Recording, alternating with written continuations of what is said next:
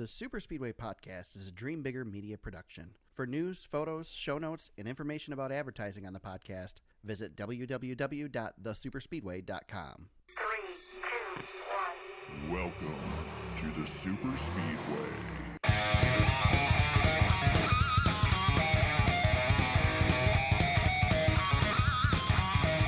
Welcome to episode 92 of the Super Speedway Podcast, recorded Wednesday, January 23rd, 2019. I'm your host, Eric Young, and I'm joined, as always, by my co-host, James Cush. James, do you air drum along with the intro, too, or is that just me? Yeah, sometimes I air drum. I've also been doing the bobbing of the head. Okay. And sometimes it's a little more aggressive than that, but I've air drummed before as well. I like to mix it up. You know, the first season I kind of planned to keep that for a bit and maybe change it up, but I like it. I don't see any reason to change it. I mean, we might as well get to 100 episodes at least. Right. You know, it's been with us ever since, so. Yeah, I wouldn't mind changing a couple of things before the beginning of the season, but it's probably not going to happen. Time just moves too dang fast, I tell you. Well, we were just talking before we started the show today about what our plans are for the start of the season, and I'm like, is it really that time already? Yeah. It's crazy. It's crazy. It's here. I mean, it's just about here. And it's go time. We'll be rolling. We're done looking at paint schemes. I'm done looking at stupid countdowns to Daytona. I'm done with all of it. I'm ready. I don't. Why do you hate the countdowns? I know we've talked about this, but I love them, man. It's just NASCAR Twitter has to have something to talk about at all times during the day. Why can't we all just relax? Yeah. Just relax. I haven't been on the NASCAR Twitter much. About the only time I go on there is when you share something with me. Ah, yes. So because I can't get away. I can complain right. and I was gonna say cuss words, but yeah, but you have just the Twitter account, right? I have just the Twitter account. See, yes. I have the separate Twitter account. Mostly the reason I have the separate Twitter account is because I time shift, and so I like to watch the race delayed, and I want to still be able to go on social media. So because I'm so addicted to social media, James, I need 2 accounts. So I have 2 Twitter accounts. I kind of almost want a third one, because then I can put all the political crap in one, and then ignore it most of the time. But political crap. Every time I unfollow the stuff, I'm a journalist, so every time I unfollow the stuff, then it's like, oh, that's a journalist I want to follow. Oh, that's a journalist I want to follow, and I'm right back into it again. Yeah, you're just buried. Yep. So I understand. I get there. I try to trim my follower or my the people I follow down every so often. Yeah. And I always get right back up there, just around 300 or whatever the number is now. It's just. God, I remember when I followed like 20 people. I'm like, how do these people follow hundreds of people?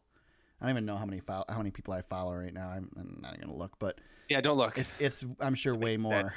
It'll make you sad. Like the iPhone's been doing the weekly reports and telling you how much screen time you have. Right. Yeah. And I ignore it. Yeah, no, it makes me conscious of what I'm doing, and then I think during the week, like I should probably put this thing away. So I follow 311 on my NASCAR account. God. And on my other account, I follow 258. You had to build up that Twitter NASCAR account for the Racing Wives premiere. Right. Make sure you didn't miss anything. Yeah. So 311 I follow. I have a whopping 78 followers on that account. So hey, one day at a time. Yeah.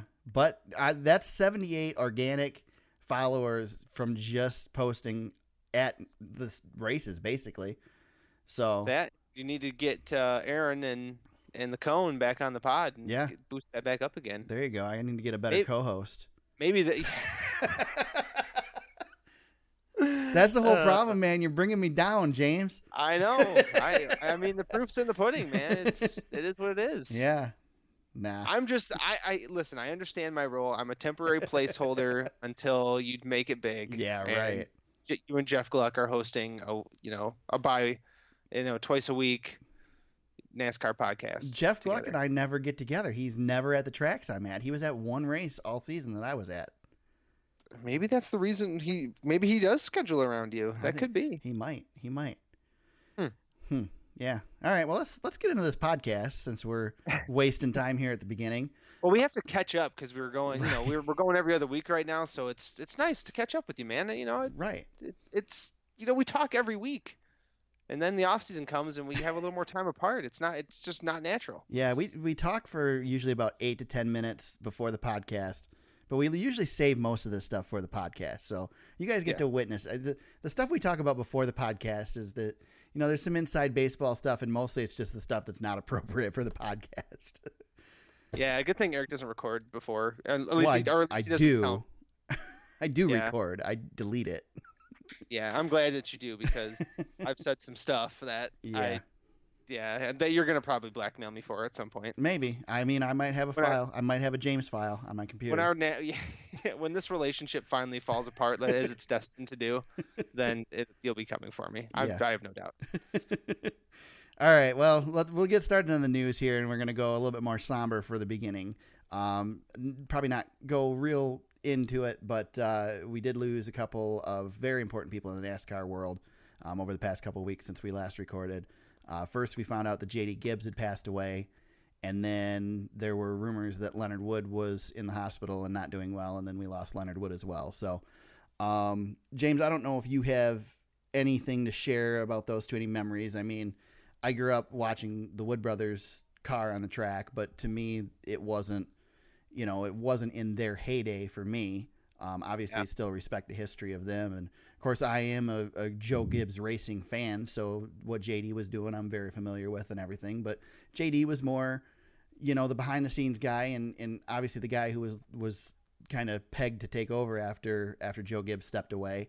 But Joe Gibbs was always the face of the organization. It's his name on the organization. So didn't maybe see as much as JD unless you were in the garage or whatnot either. So anything you want to say about him, James? Well, I was listening to I listened to Marty and McGee. They do a radio show every week, and then they do it into a podcast. So I usually catch the podcast when I can. And the last couple of weeks, they talked about both of these guys, and there was one common thing that stuck out to me when they talked about JD and Leonard, was that they were just two of the just classiest gentlemen in the sport. Marty had told a story about how he was so scared when he came into NASCAR media that he would never fit into the club, and he said one of the first people who put his arm around him and gave him a chance was JD Gibbs. And it was just a really cool story, and the same for Leonard Wood, is just legendary figure in the sport. Wood brothers still around after all these years, all the innovation that they brought to the pit stops way back when. They used to pit cars in the Indy 500 because they were so renowned. Yeah, the for what pit they stops did. we have now are largely because of the Wood brothers. Yeah, they started it. I mean, it's the natural evolution of things, but the Wood brothers were the ones who got it off the ground way back when. Weren't they the first ones gluing lug nuts on wheels? I believe so. Yeah, I mean, they showed how being fast on pit road could win you races. Yeah. And but overall, just two good guys. It's funny because when you lose somebody like JD, who's a young guy, at most of the time you don't expect it, right? It's not something that you think about when somebody who's that young. Right. But JD, had been battling for a long time, and I think he's at peace now, and that's good. But it's still sad. I mean, it's just devastating to lose someone that age. I feel like I resonate a little bit more with the JD story because he was around when I was becoming a big fan. Right. That's somebody who was, Tony Stewart was my driver, and JD was always around, and he brought Denny Hamlin in and was making some things happen before he got sick. So right. It's tough. I think with me, I wasn't around for a lot of the old history of NASCAR. I mean, I was born in 81. I really started watching in the late 80s. But I have such a respect for the history of the sport that I think, Leonard probably resonates a little bit more with me. Just, again, they were in their heyday before I was watching NASCAR, but still just, the respect of what he brought to the sport, what the Wood brothers have brought to the sport, and all that history that's so important. And, there's a lot of people that worry that we're getting away from it in the sport. I don't think we are. I think the natural evolution of things is that technology-wise you're going to, and the organization's bigger, so it can't be run like it was back then. But I think there's still, we show it at Darlington every year. There's still a ton of respect in the industry for the history of it. and Yeah. I think that's great. So either way, it's a bummer for both of them, and really sad that we lost them both in such close proximity. Yeah. But yeah, I guess I don't have much else to say there. Yeah. Best wishes to their families, though, and Yep. I know it's hard. Losing a loved one isn't easy, but these race teams, I think in racing in general, it's been a long time since we've lost a driver, but the way it's always been is they just race teams, race drivers, they move on. Yep. And that's what the sport will do, as they always do, and we just appreciate the time that we had with them. Definitely, and that's what we'll do as well. So let's move on to some more news. We got word this week or last week, I don't know, recently, that Jamie McMurray is going to run the Daytona 500 with Spire Motorsports, I believe is the name of, the Spire Motorsports Yes. is the name of the group, with support from them or help from them, support from Chip Ganassi, blah, blah, blah. So he will run in the Daytona 500, he's going to drive the number 40 car, and then we just found out just the other day that he's also going to run the Clash with that team as well. So Yeah. Jamie McMurray, whatever. Can't talk. Jamie Mack. Jamie Mack gets to come back and get one more last run at it. And wouldn't it be cool to see Jamie Mack win the Daytona 500? In What if he does last win race? and locks himself into the playoffs? It's I a mean, legit chance, man. I know. That's What I'm happens saying. if he locks himself into the playoffs? Do they figure? I think Does Spire say, you know what? Let's keep him around. maybe. I mean, know? that would really help that charter that they got. Yeah, and they've got one of those expensive charters too. They bought the Right. charter from Furniture Row. Yeah, So that's what I'm I saying. would like to It'll take- really help him to have a playoff driver the next year. Right. And I'm not correct on my predictions very often, or I feel like I'm not. But when Spire announced that they were buying that charter and they were going to Chevrolets, I believe I said, "There's Jamie McMurray's Daytona 500 ride." I think I remember you saying something along those lines. And I saw that announcement. I was so excited. I was like, "Yes, I got one." Yeah, didn't even got one. didn't even see it coming on my end, but Yeah. I think we all saw it coming, actually. I didn't see it. I don't know. I didn't. Sometimes the pieces just fit, right? That's just the way it goes. See it. Yep. I suppose. Like Kurt Busch going to the one, and yeah. Daniel Suarez, you just kind of can see a little bit down the road. I sometimes. still really wish something would have gone a little differently there. Just something to surprise us. I know. This day and age where nothing is secret anymore is so Media's great. too good now. They're It's too so good. great, but it's so frustrating because I like the surprises. Yep, we don't get surprises much anymore. I'm a big Apple products fan, and it used to be you didn't know what Apple was announcing until they announced it, and now you know. Too many insiders. Too much Yep. money to be made. Yeah, there's always a little surprise there, but Yes. it's the NASCAR. There's not many surprises anymore. Nope. Speaking of no surprises, Christopher Bell gets himself another Chili Bowl win, third in a row. Well, it's surprising if you were watching the white flag. I didn't get to watch it, but he got a Larson on the last lap, I hear. Holy smokes, what a good race. I how want much to go fun to is the the Chili Chili Bowl so bad. There is not a style of racing that I love more that I don't get to see hardly ever than midget sprint cars. Yes. The midgets are I agree. so good. Yeah. I got to see him at the local track. I got to see him on asphalt at Tri-City Motor Speedway back in the day. And I don't know if it was like the legit midget, like USAC series or whatever, but they were midget sprint cars. And Yeah. it was awesome. And I will never forget that. Christopher Bell was talking to, I believe he was on Nate Ryan's pod, and was talking about how he was racing in Australia and how midget racing is the premier form of motorsport there. That's Interesting. their NASCAR. Huh. And he said that's when they go out there in the off season to run. He said that's why it's such good practice, because you really are racing the best of the best out there. Yeah, that's cool. But what a battle. Larson's, I mean, god dang. Larson's just was killing himself. You could just see it on his face, because he screwed up on that last lap. He just, he duffed it going into one, and gave Larson Bell hasn't won it before, right? has never won a driller. Right. He is 0 for driller That's right what I now. thought. And there's a long list of guys who have won it multiple times that you know and have heard of.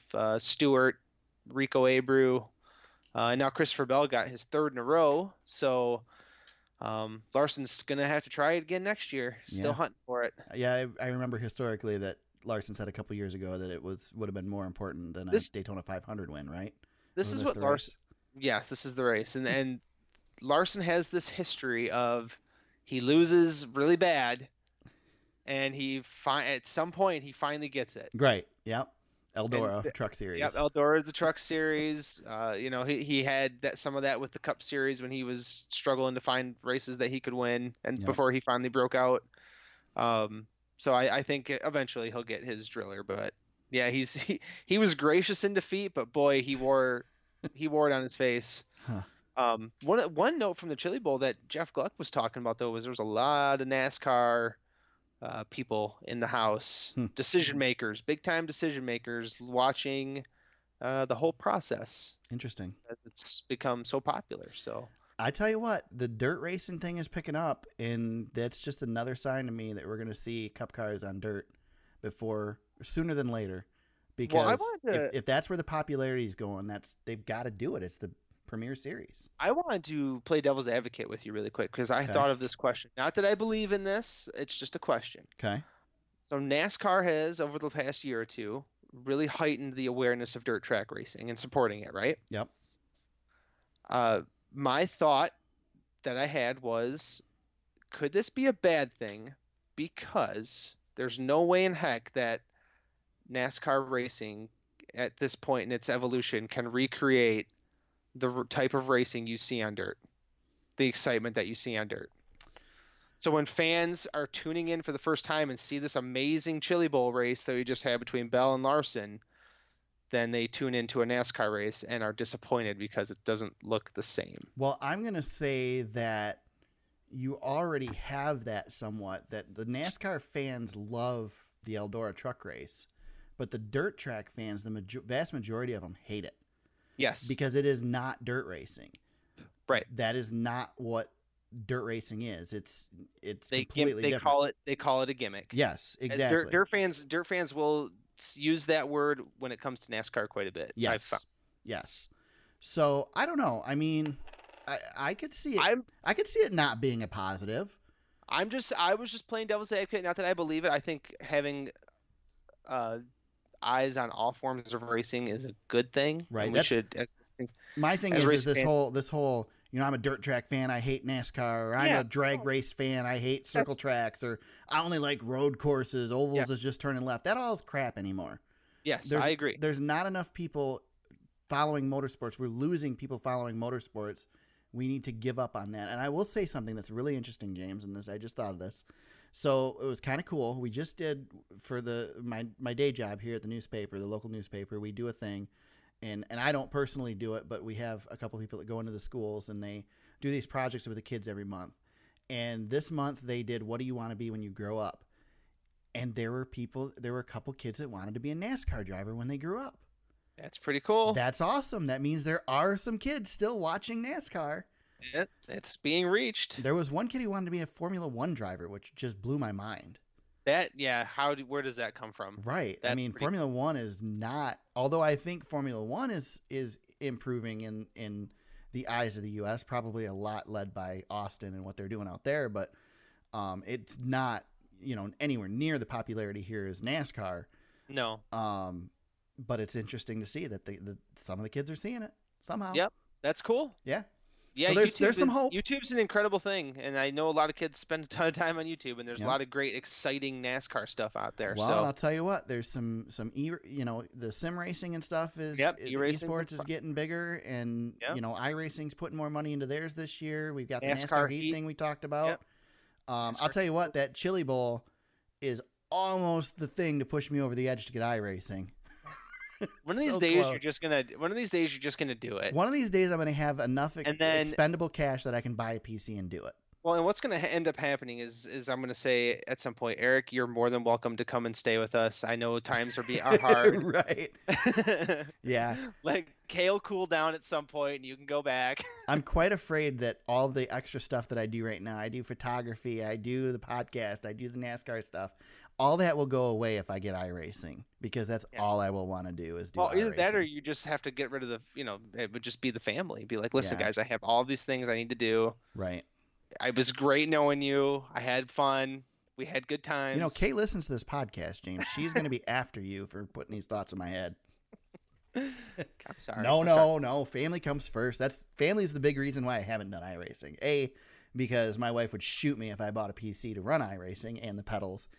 And once you got the pedals, my wheel is pretty old. I need a new wheel, and pretty soon I'm spending a couple Well, they $1,000 they just need getting the 3 equipment. monitors to surround Yes. yourself. Well, I do have 2 monitors already, and I have one at work, so I could could do get 3 away with that. monitors. Yeah. Yep. I'd be all Yep. right there. You'd be all set, man. Yeah. So Right there for the taking. family comes first. We had the boys, and that was the end of iRacing. So, but see, iRacing was supposed to be in place of actual racing. I was supposed to do sim racing because I couldn't. It was safer than getting in an actual car, and I didn't have to work on the car. But now We really I don't missed have our that. window, didn't we? We did. Like we did. We came what 10 years too early, right? Yeah.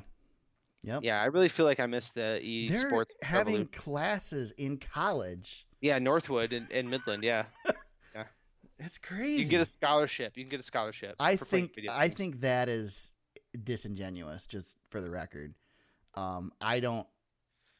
I think that's universities going, oh crap, people are doing stuff they don't need degrees for. Let's come up with some crap that we can get their money somehow. Yeah. I'm sorry. I don't. I'm Yeah, not.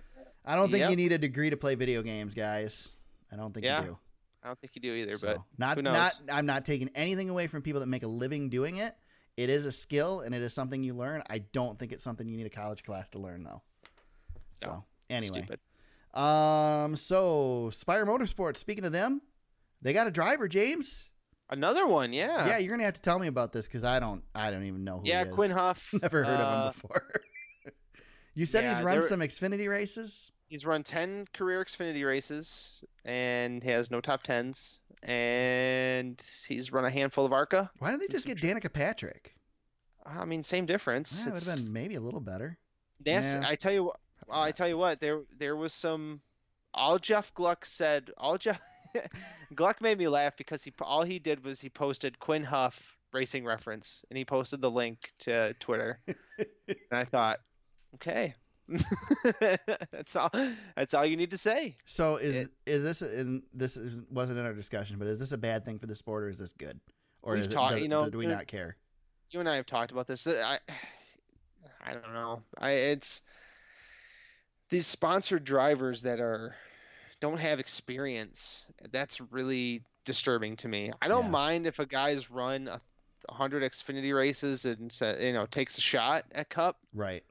This is a little different. Yeah. This guy's got hardly any experience at all. But at least he's been on the racetrack. But geez, oh man, this is the highest form of motorsport in the country. Does he have approval to run at the big tracks? Do we know? Well, he's run he has run the Xfinity series. I'll find out what tracks really quick. So But yeah, while you're looking at that, I'm interested in the Spire Motorsports thing just in what their ownership model is going to be and what they're going to make out of this. Are they going to do something with it? Is this going to be a new thing that they're building here? Is this the future? What we're seeing? It's not going to be the future with Quinn Huff, but no. he's they a stopgap. Yeah, no, he's a guy they're going to put in the seat, and he's cheap. Yep. That and he can run. They are into a bunch of different stuff right now, and owning a NASCAR team is just one of those things that they do. So I don't know. I think they're in it for the long haul, but they are definitely building slowly. Mhm. But they're locked into Daytona. They got a really good driver. They got some support from Ganassi. So, I mean, And they're going to have money coming in this year. Yeah, I mean, I don't think they're expecting to win with Quinn Huff, but I don't think they're expecting the top 10 with Quinn Huff. no, exactly. But they are going to be at the track every week, and if they tell him, hey, we just want to start and park or just keep it safe, maybe he can do that. I don't know. Well, so here's a little bit of his resume. He did run Homestead last year, so he's been around, but he's been racing for JD Motorsports last season. Okay. His biggest track, he's raced at Texas, Kansas, Kentucky. So he's got some mile and a half experience out there. His best finish, he's got a 12th place at Iowa in 2017. Interesting.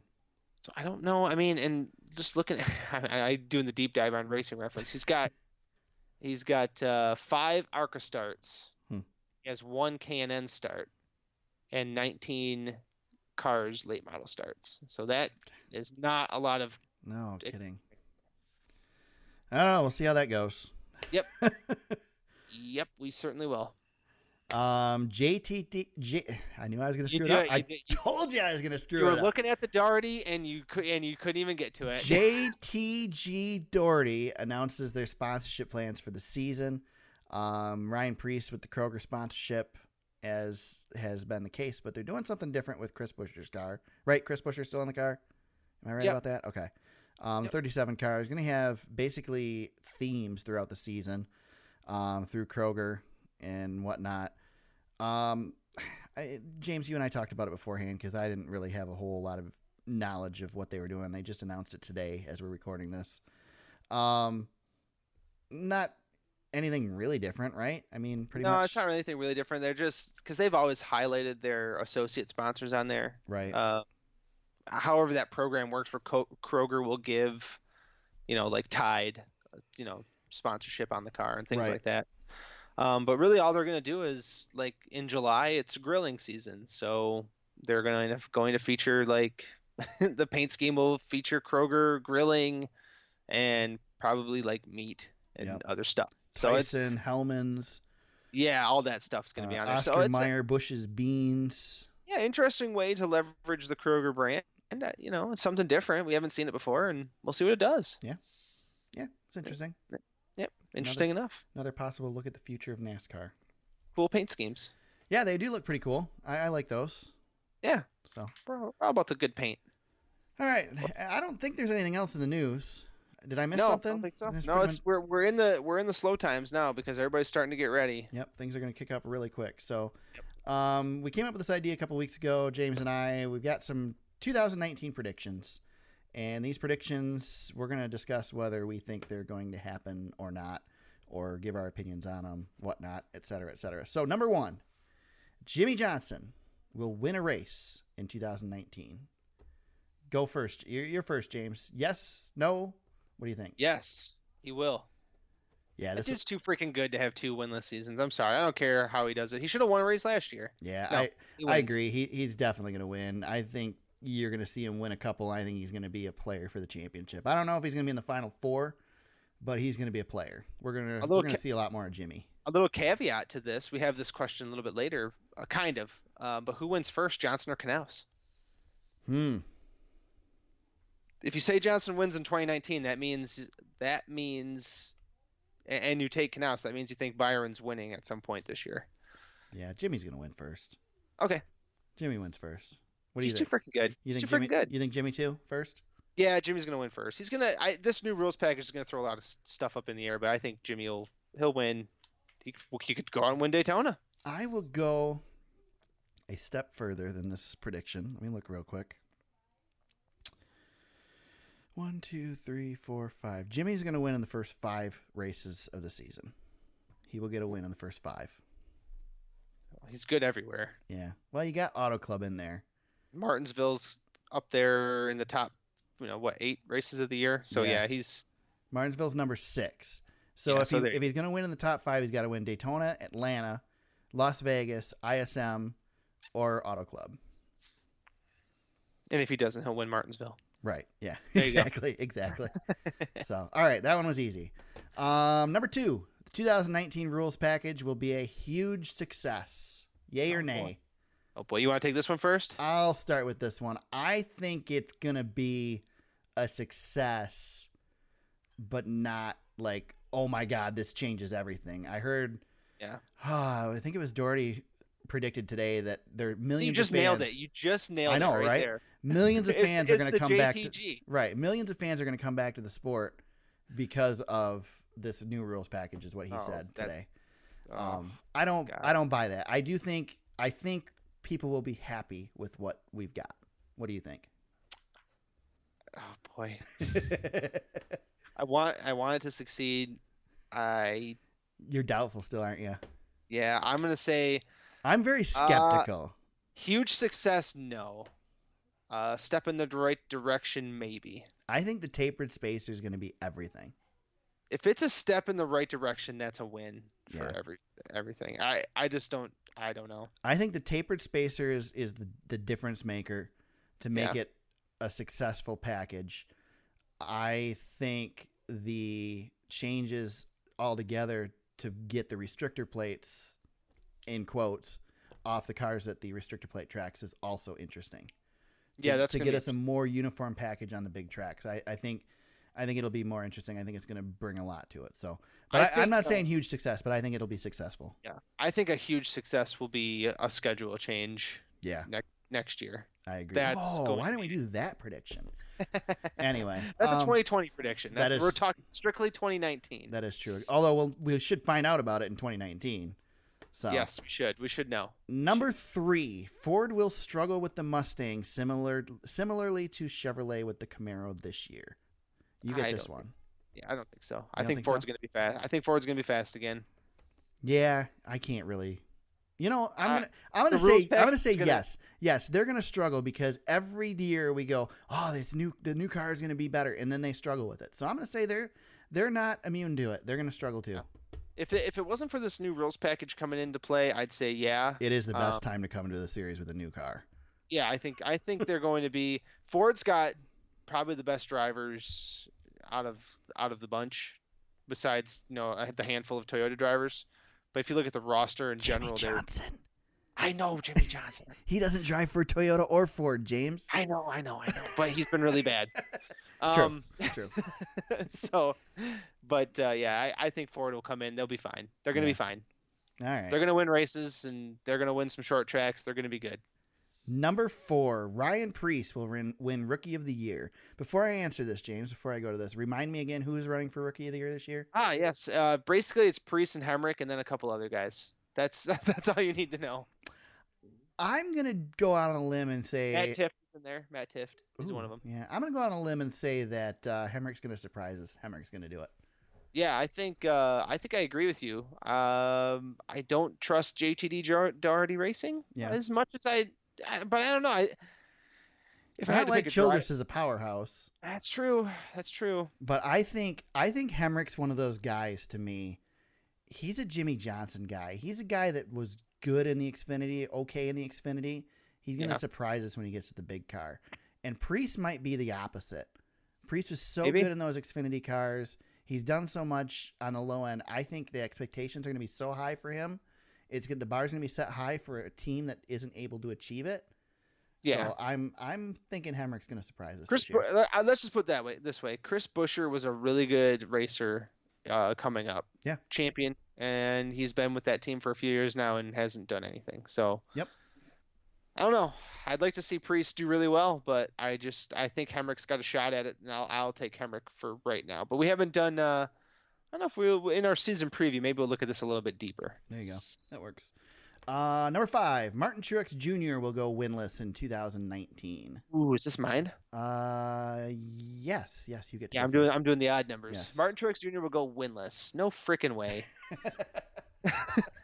He's gonna be too good. Come on. I want to say yes, just because I want to. No, it's the same team. He just changed the numbers. It literally is the same team. There's no way with him and Colpern in closer proximity to the rest of the JGR cars. No freaking way. Even if he has a bad season, he's going to win a race. He's not going to have a bad season either. He's going to be in the Final 4. Ooh, I like that. That's a bold prediction. He'll be in the Final 4. He's going to be good. Yep. He'll be good. He'll be good. I think so. Number 6, we will have a first-time champion in 2019. Ooh. I get to go first on this one. You do get to go first. You know what? I should have probably looked up champions here. Well, hold on. Let's filibuster for me for a second, because I'll filibuster. Let me talk about. I don't know what I can't. You can't put me on the spot like that, man. You're doing a good job right now. What the heck? I know I'm stretching. You just blew it. All right, here we go. Here's our list. All right. So if we're having guys who are not champions. Okay.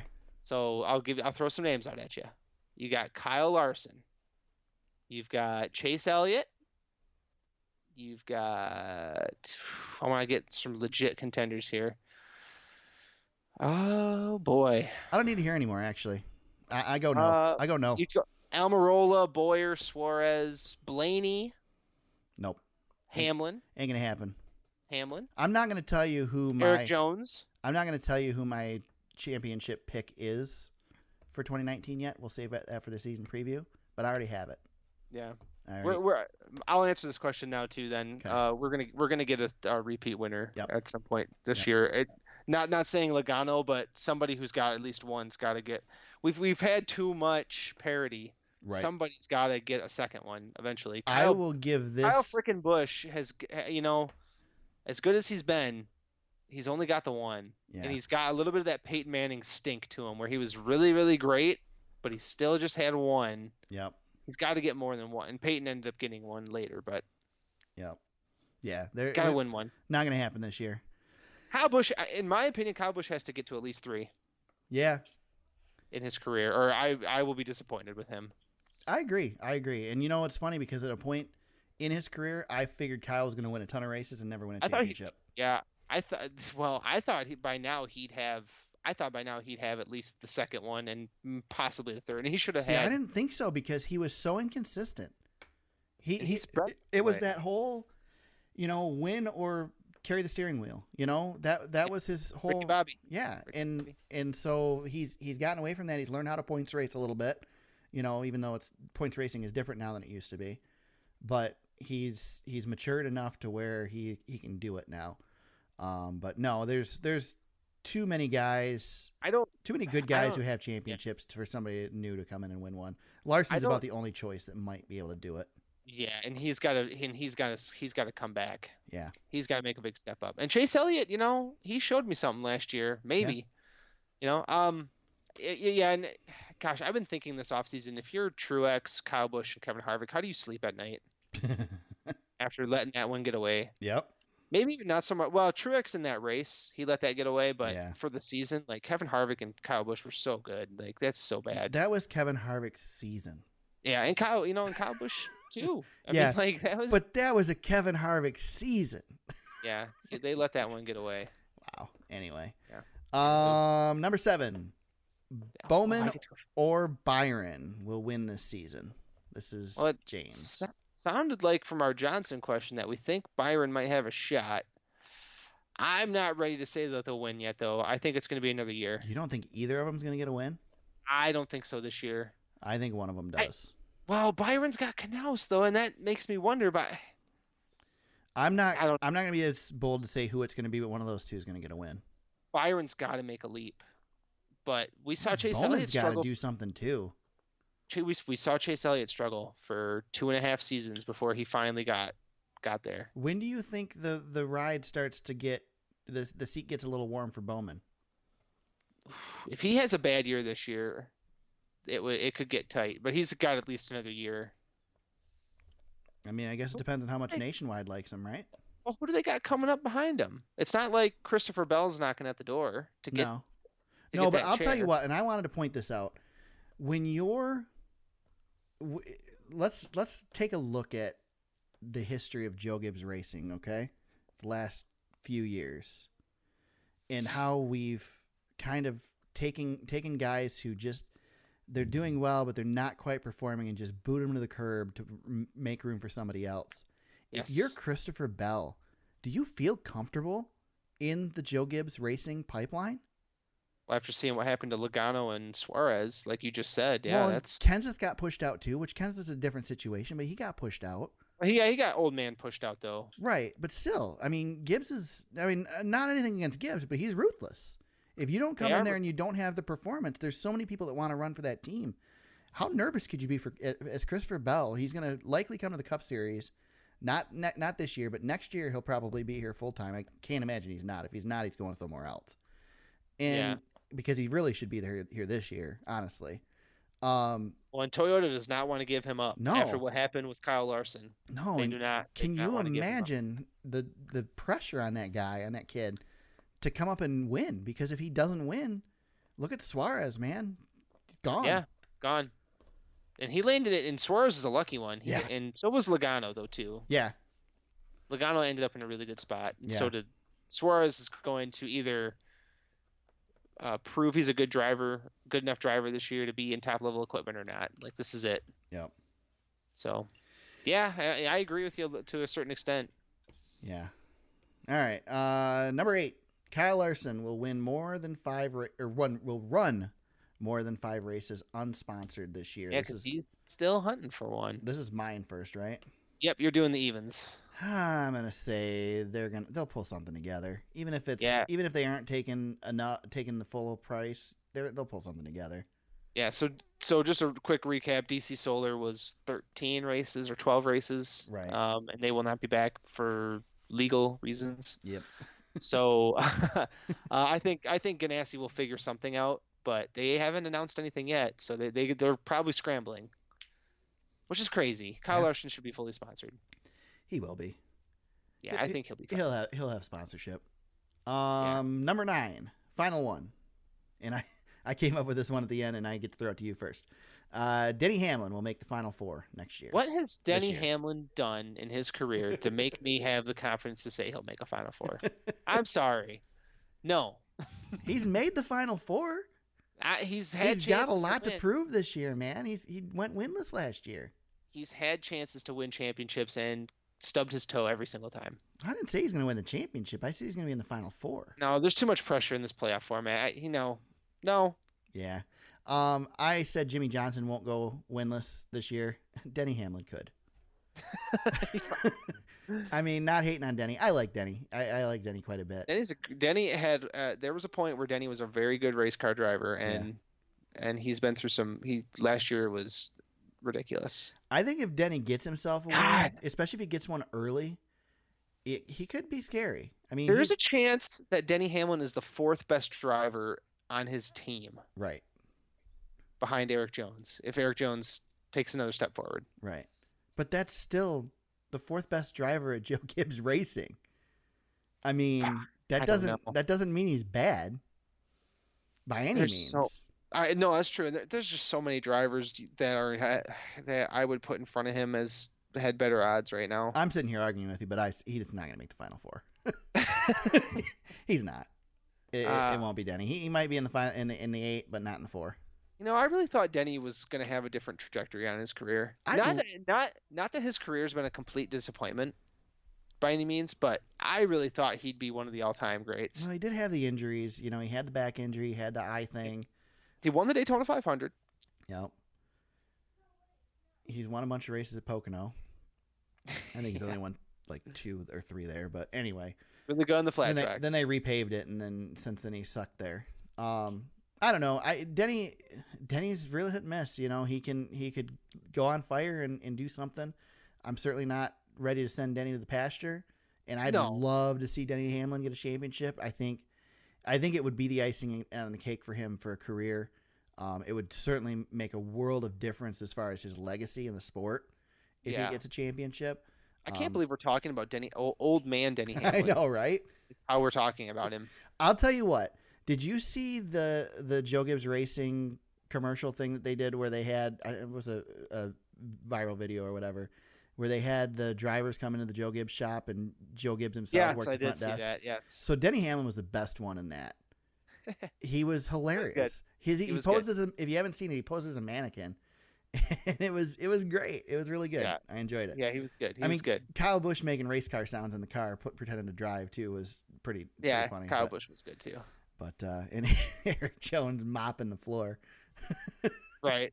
It was good stuff. So here's a question I have for you. Okay. How many so Denny Hamlin has raced, let me see. He has raced 11 full-time, scratch that. He's raced 10 full-time NASCAR Cup Series seasons. And then he'll run his 11th this year and he'll retire and finish at number 11. Maybe. Anyway. Maybe. No. How many of those seasons, if just off the top of your head, would you think that, let's say, Denny Hamlin was a legit championship contender? In those seasons. All of those seasons where he could have won the championship. 2, maybe 3? 2, maybe 3 is a good answer. Yeah. Yes. He had a good run his second year. And he had the year that him and Jimmy were the only 2 that could win it. His first full year, he finished 3rd in points, but he wasn't really a legit contender. He had the 2010 season where he got intimidated by Jimmy Johnson. Yeah, spun way early in that race. Yep. And then he had 2014 where he was third to Harvick and Newman, Right. where Yep. Newman came out of nowhere to get Yeah. that. Yeah. That's it. He got Newmaned. Yeah, Newman. Besides those seasons, he has never finished in the top 5 in points. That's interesting. That's too bad. It's too It's bad because weird. I view Denny as a better driver than that. That's what I would have thought. How many wins does he have? I know you got the racing reference page open I don't right have there. the No? racing You don't? ref- No, I What was the looking heck, at. man. I know. I was already in Wikipedia and I looked at it. Really quick. Dang. I know. Fail. I know. Really. You're the stats guy. You're supposed to be the No, stats guy. he's got 31 career wins. Hall of Fame contender? Oh, he's got the Daytona 500. I think he's probably in. Yeah, at some point. Not a first ballot guy, but No. Well, crap. If Jeff Gordon can't get 100%, Denny Hamlin's not a first ballot guy. no. Won't be in the first ballot, but yeah, 31 wins is no slouch. No, not at all. 17 wins in the Xfinity Series. Yeah. I don't know. You know, it's funny because we've had the debate about Kyle Busch and whether his Xfinity wins and stuff mean anything. And I was listening to, I think it was Dave Moody yesterday on Sirius, and he was talking about it. And they were talking about drivers that were good or whatever, blah blah blah, and a lot of people kept calling about and saying, well, they won an Xfinity championship, so they're not a slouch. They won an Xfinity championship, and he said, you know, once you get to Cup, that Xfinity stuff's kind of erased. And I'm kind of starting to think that you know, that's kind of the case because, you know, we sit here and say, okay, so Ricky Stenhouse won an Xfinity championship, so he's not a slouch. Won 2 of them. Right. He's not a slouch. But if you really think about some of the guys who've won Xfinity championships, back in the day, I mean, Randy LaJoy won an Xfinity championship. He's got quite a legacy in the sport, but has he done anything? No. When you think about Dale Earnhardt Jr., at what point in the line of his accomplishments do you get to his Xfinity championships? It's not the first. No. That's for sure. No, Junior's not a Hall of Fame guy because of his Xfinity championships or his racing period. He's Junior, a Hall of Fame guy for other reasons. Right, exactly. Junior's going to get in the Hall of Fame, and he'll be a first ballot two Hall of Famer. 2 Daytona 500s is a nice. Yeah, that's I a boost. suppose. But it's his legacy more so that's going to Dale get him Jr. in has, the Hall for of the Fame. record, Dale Jr. has half the Cup Series wins that Denny Hamlin does. It's interesting. Yeah. So think about that one. Huh. There you go. There you go. Well, those were our predictions, James. I think that was fun. That worked was out pretty well. fun. Yeah. That was pretty fun. I like that we go off on little mini tangents from time to time. Yeah, we get that out of the way now before the season starts, and we're trying to do an hour and a half podcast. Jeez. Oh, good God. It's coming, man. It's going to be here soon. I know. Speaking of that, I guess we can mention it. So we're going to take next week off again and enjoy one more week off before we come back the following week to preview is it the Advanced Auto Parts Clash still? I think so, yeah. Or no? Yeah, it is. I have it right here. The Clash. Yes. Let's just call it the Clash. Advanced Auto Parts Clash. If Advanced Auto Parts starts giving us money, then they can get their name mentioned. So we're gonna Fox it? Yeah, we're going to go Clash. We'll do like Fox does. Yes. Wasn't it Fox the ones that wouldn't call it Lowe's Motor Speedway to the point that Humpy Wheeler had a tow truck hooked to the TV truck and was ready to tow it out of there? Yes, that is a true story. That's good Look stuff. that up. It's really funny. Gotta love that. You know, we talk about how the old days of NASCAR are gone, but that was 2001, guys. So Humpy Wheeler should be in the NASCAR Hall of Fame at some point too. By the way, Anyway, agreed. So we're gonna take next week off. We will be back the following week. We'll preview the Clash, and we will be back weekly from that point throughout the season. Maybe off week, we might take a break, but otherwise we'll be here weekly. In some capacity, one way or the other, we will be here. We'll have something for you each week. So maybe more on occasion. I'll talk maybe the next podcast about my plans for travel this season, because I do plan to hit 4-ish to 5 races this season. So we'll talk about that next week or next podcast. Stuff. Yeah, James, you got any shout outs you want to get to this week? Nate Ryan's podcast, NASCAR NBC podcast. Please listen to that if you like NASCAR related podcasts. He is killing it with Rolex 24 coverage right now. Awesome. But he did a part 1 today on the Earnhardts in 2001, and it was really good. So I would suggest that to anybody. Please go listen to his stuff. Yeah, I'll have to check it out. I like Nate. I've been kind of avoiding the NASCAR podcast because a lot of them haven't been doing them, so I haven't really been checking them much. But I saw that pop up in my feed today, so Yes, go check it out. It's good. I don't think I have any shout outs. Oh, you know what? I do have a shout out. So last season we played a clip, I think it was last season, of a kid who graduated from high school and did a NASCAR driver speech, basically. Oh, yeah, and I've shouted him out a couple of times on the podcast. Yes, exactly. We've tweeted each other from time to time. What's his name again? His name is Elijah Burke. Yes. Did you know Elijah Burke works for Chip Ganassi Racing? I do know this. Yeah. I didn't know that. And he's doing a ton of stuff with the NASCAR Heat Pro League. He is doing like live streams every weekend and doing giveaways from Chip Ganassi. That's awesome. So he did a video when Kurt Busch did his announcement. There you go. That he was going to be over there. Some good stuff from Elijah Burke. Yeah, go look at him. I didn't know that until I saw one of his posts, and it's like, or maybe it was might have been on Reddit or something. I don't know, but yeah, I think he was on Reddit. I think he did an AMA on Reddit. And I'm like, Elijah Whosoever is Elijah Whosoever is his name on Twitter and I think on Instagram. Yeah, he's really smart. Good kid. He's really excited about the sport, man. Yeah. Doing a lot of fun stuff. I always get excited about these kids. You know, I want to get that break and have some success in the sport, but I always get really excited for these guys that get the break and get to do that. I mean, we cheered on Aaron Bearden back when he was trying to get his credentials to Eldora, and and we've talked about him on the podcast and we've admired what he's been able to do. And same thing with Elijah. That's pretty cool to see one of these guys get in like that. That's awesome. Yeah. Yeah. And just that, what's funny is he has the passion at his age. I feel like I had at his age, and he found a way to, I don't know. He took a different spin on it and is really making something for himself and living out his dream. And that's just, I don't know. That's just awesome. Yeah. I'm really glad you brought that up because that is a really cool story. Yeah, it's great. Yeah, check them out if you haven't. I think that's it, James. Where can they find you on social media if they want to talk to you?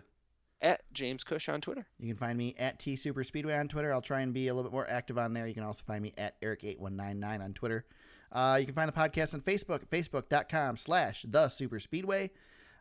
For more of the podcast, you can visit our website at thesuperspeedway.com. You can find the podcast there, show notes, links to some of the articles we discussed, past race coverage from races that we've been at, et cetera, et cetera. Hopefully lots more coming this season when the NASCAR season kicks off in a couple weeks. You can find the podcast on iTunes, Google Play, and SoundCloud, wherever you found it today. We hope you subscribe. And if you like what you're hearing, you want to become a part of the podcast, you want to help us get to the track, you want to help us, get some, I don't know, we don't really need any equipment, but you want to help me buy that PC so I can run iRacing. No, I'm just kidding. Anything that's donated will go back into the show. Become a patron at patreon.com/thesuperspeedway. There's a few different tiers there. You can become a part of the show and help us do what we're doing and get involved. So, James, anything else before we head on out? No, I think we'll see you guys in a couple weeks. Yeah, we'll be on the track before long, man. There's a rumbling in Daytona right now. Yes, it's coming. Cannot wait. So we'll take another week off. We'll be back in 2 to talk to you guys, and at that time, it'll be time to go racing. Talk to you then.